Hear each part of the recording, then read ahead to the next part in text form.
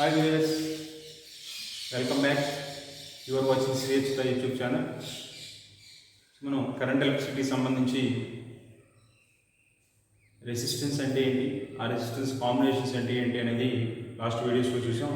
ఈ వీడియోలో resistance combination సంబంధించి మనకి ఎగ్జామ్స్లో ఏ టైప్ ఆఫ్ క్వశ్చన్స్ వస్తాయి, అది ఎలా సాల్వ్ చేసుకోవాలి అనేది ఈ వీడియోలో చూద్దాం. సో మనకి ఇక్కడ ఒక సర్క్యూట్ డయాగ్రామ్ ఇచ్చారు. ఈ సర్క్యూట్ డయాగ్రామ్లోకి వచ్చేసరికి మొత్తం 3 రెసిస్టర్స్ ఉన్నాయి. వాటికి సంబంధించి రెసిస్టెన్స్ వాల్యూస్ ఇచ్చారు 10, 30, 7.5. సో మనకి ఇక్కడ టెర్మినల్స్ వచ్చేసరికి 3 పాయింట్స్ ఇచ్చారు, A1, B1, C1. ఇక్కడ మనకి క్వశ్చన్స్లోకి వచ్చేసరికి డైరెక్ట్గా A to C అడగచ్చు, లేదు అంటే A to B ఎంత అనే క్వశ్చన్ అయినా మనకి వచ్చి రావడానికి ఛాన్సెస్ ఉంటాయి. సో ఫస్ట్ మనం ఏం చేద్దామంటే ముందు A to Bకి ఎఫెక్టివ్ రెసిస్టెన్స్ ఎంత అనేది మనం క్యాలిక్యులేట్ చేసుకుని తర్వాత Cకి చేద్దాం. యాక్చువల్గా ఏంటి అంటే A to C effective resistance కావాలన్నా అంటే in between the A and C, ఏకి సికి మధ్యలో ఉండేటువంటి ఫలిత నిరోధం కావాలన్నా కూడా మనం ముందు ఏకి బికి కనుక్కున్న క్యాలిక్యులేట్ చేసిన తర్వాతే సితో కాంబినేషన్ తీసుకోవాలి. కాబట్టి అట్లా చేయాలి. సో ఏకి బి, సో ఈ రెండు టెర్మినల్స్కి మనకు కావాలి ఏ బి అంటే ఇది ఏ కాంబినేషన్, ప్యారలల్ కాంబినేషన్ కాబట్టి సమాంతర అనుసంధానం కాబట్టి మనకి దానికి సంబంధించినటువంటి ఎఫెక్టివ్ రెసిస్టెన్స్ మనకి జనరల్ ఫార్ములా గుర్తు లేకపోతే ఇలాగే రాసుకుంటాం. సాల్వ్ చేసిన తర్వాత గుర్తు లేకపోతే 1/R = 1/R1 + 1/R2 ఇదే వాల్యూ రాసుకుంటాం. మనం క్యాలిక్యులేట్ చేస్తుంది ఇక్కడ ఏంటి అంటే A to B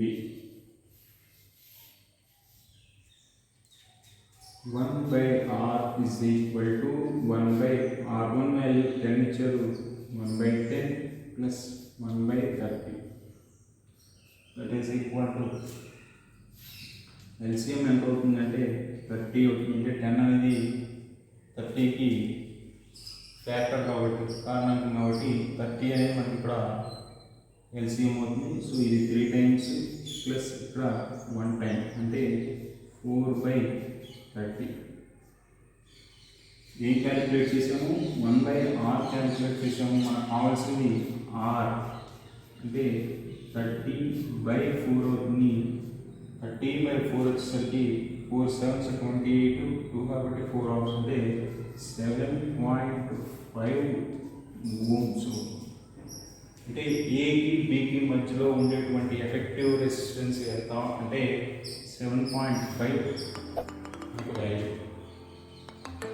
ఇక్కడ సి కూడా ఒక రెసిస్టర్ కనెక్ట్ చేశారు.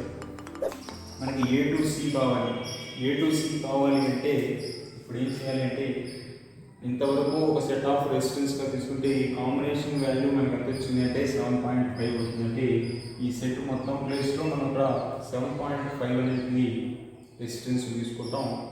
ఇక్కడ ఇది ఇంకొక 7.5 అవుతుందంటే ఈ కాంబినేషన్ వచ్చేసరికి ఇక్కడ ఏమవుతుందంటే అది సిరీస్ కాంబినేషన్ అవుతుంది.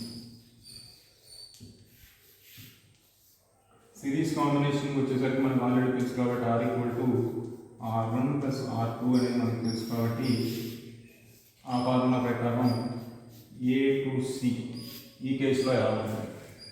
సో ఇక్కడ A to C రెసిస్టెన్స్ కనుక్కోవాలి అంటే A to B మనకు ఆల్రెడీ వాల్యూ క్యాలిక్యులేట్ చేసింది కాబట్టి R = 7.5 మనకు వచ్చినటువంటిది ఇచ్చినటువంటి వాల్యూ అంటే B to C ఇక్కడ కూడా 7.5 ఇచ్చారు కాబట్టి ప్లస్ 7.5 ఓవరాల్ వచ్చేసరికి 15 ohms అవుతుంది.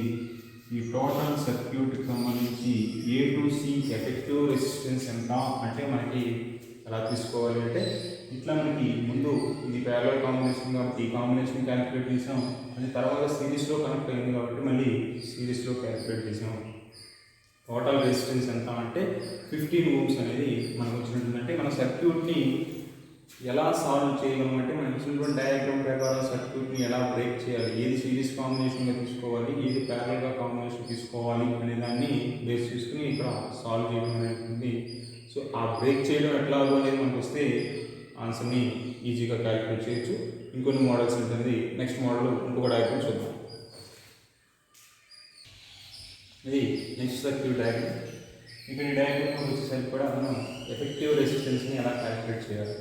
ఇక్కడ మొత్తం 4 రెసిస్టెన్స్ ఇచ్చారు. రెసిస్టెన్స్ 4, 6, 8, 10. మరి ఇక్కడ సిరీస్ కాంబినేషన్ ఎక్కడ ఉన్నాయి, ప్యారలల్ కాంబినేషన్ ఎక్కడ ఉన్నాయి అనేది మనం జాగ్రత్తగా అబ్జర్వ్ చేసుకుని చేసుకోవాలి. సో ఇంతకుముందు దాంట్లో మనం ముందు ప్యారలల్ కాంబినేషన్ చేసి తర్వాత సిరీస్ కాంబినేషన్ చేసి, ఇక్కడ ప్యారలల్ కాంబినేషన్ చేయాలి అంటే దీనికి ప్యారలల్గా ఇది ఉంది. అంటే ఇక్కడ ఆల్రెడీ 2 రెసిస్టర్స్ ఉన్నాయి. అంటే ఇక్కడ ఆ ప్రొసీజర్ ఫాలో అయితే కుదరదు. సో మనం ఇక్కడ డయాగ్రామ్ ప్రకారం మనం సాల్వ్ చేయాల్సినటువంటి అవసరం ఉంటుంది కాబట్టి, సో ఇక్కడ ఏం చేయాలంటే ఫస్ట్ సిరీస్ కాంబినేషన్ ముందు మనం క్యాలిక్యులేట్ చేయాలి. సో ముందు సిరీస్ కాంబినేషన్ చేసిన తర్వాత ప్యారలల్ చేయాలి. మరి ఈ రెండింటికి సిరీస్ కనుక్కుంటాం. ఇది దానికి ప్యారలల్గా ఉంది కాబట్టి ఇక్కడ ప్యారలల్ అవుతుంది. మరి ఈ రెసిస్టర్ పరిస్థితి అంటే ఇక్కడ మనం జాగ్రత్తగా అబ్జర్వ్ చేస్తే మనకు బ్యాటరీ కనెక్ట్ చేసినటువంటి దాంట్లో ఇవి 3 కూడా మనకి సిరీస్లో ఉన్నట్టు లెక్క. అంటే ఇదే సిరీస్లో ఇది కూడా కనెక్ట్ చేసి ఉన్నట్టు మనం తీసుకుంటాం.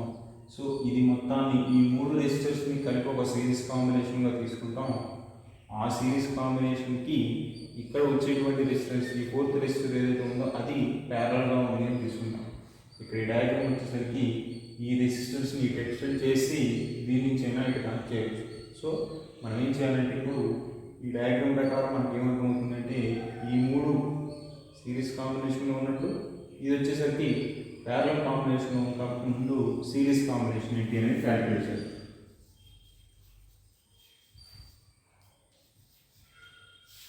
సిరీస్ కాంబినేషన్కి వచ్చేసరికి మనకు తెలిసినటువంటి ఫార్ములాని కాబట్టి R = R1 + R2 + R3 4 + 6 + 8. 4 + 6 + 8 అనేది మనకి కావాల్సినటువంటి కాబట్టి అక్కడ వాల్యూ ఎంత వస్తుంది అనేది ముందు మనం క్యాలిక్యులేట్ చేస్తాం. సో ఇక్కడ అది ఎట్లా వస్తుంది సిరీస్ కాంబినేషన్ అంటే దాని ప్రకారం మనం అక్కడ దీన్ని ఇచ్చేసేసుకుంటాం కాబట్టి 4 + 6 + 8 అంటే 18 ohms అవుతుంది. ఇది సిరీస్ కాంబినేషన్ వచ్చి. సో దీనికి మనం మళ్ళీ ప్యారలల్ కాంబినేషన్ తీసుకోవాలి, సమాంతర సంధానం తీసుకోవాలి. శ్రేణి సంధానంలో ఈ 3 నిరోధాలేమో శ్రేణి సంధానంలో ఉన్నాయి అనుకున్నాం కాబట్టి 3 యాడ్ చేసుకుంటే సరిపోతుంది. కూడితే 18 ohms వచ్చింది. ఇప్పుడు ఈ మూడింటికి ఇది సమాంతరంగా ఉంటుంది కాబట్టి దాన్ని సమాంతర సంధానం ఫార్ములా ప్రకారం R = R1 R2 R1 + R2. నేను ఇక్కడ direct formula రాసేస్తున్నాను. R1 R2 R1 + R2 అనేటువంటి డైరెక్ట్ ఫార్ములా కాబట్టి దీని నుంచి మనం క్యాలిక్యులేట్ చేసుకుంటాం. సో మరి ఇక్కడ R1 ఎంత తీసుకోవాలి, R2 ఎంత తీసుకోవాలి అనే దాని ప్రకారం మనం దీన్ని సాల్వ్ చేసుకుంటాం. ఇక్కడ ఒకసారి చూడండి, R1 అంటే ఇక్కడ వచ్చినటువంటి రెసిస్టెన్స్ అంటే 18 × R2 10 R1 + R2 అన్నారు 18 + 10 that = 180/28 అవుతుంది.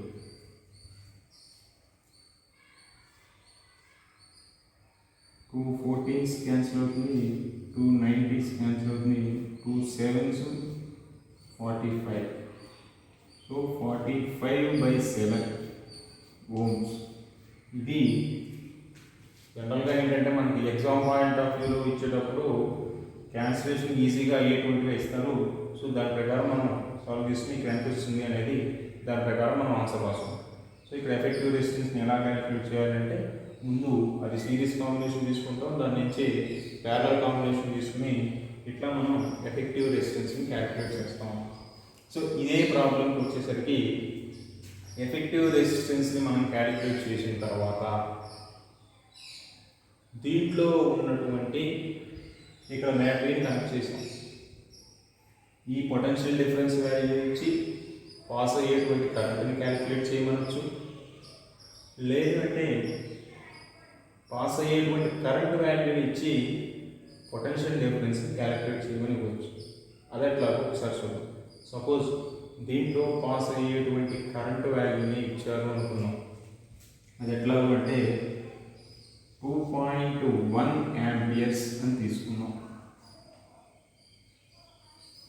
2.1 amperes అనే కరెంటు ఈ సర్క్యూట్లో, అంటే ఇక్కడ స్టార్టింగ్లో ఎంత వస్తుందో ఎండింగ్లో మనం చూసుకున్నట్టు ఇక్కడ 2.1 amperes.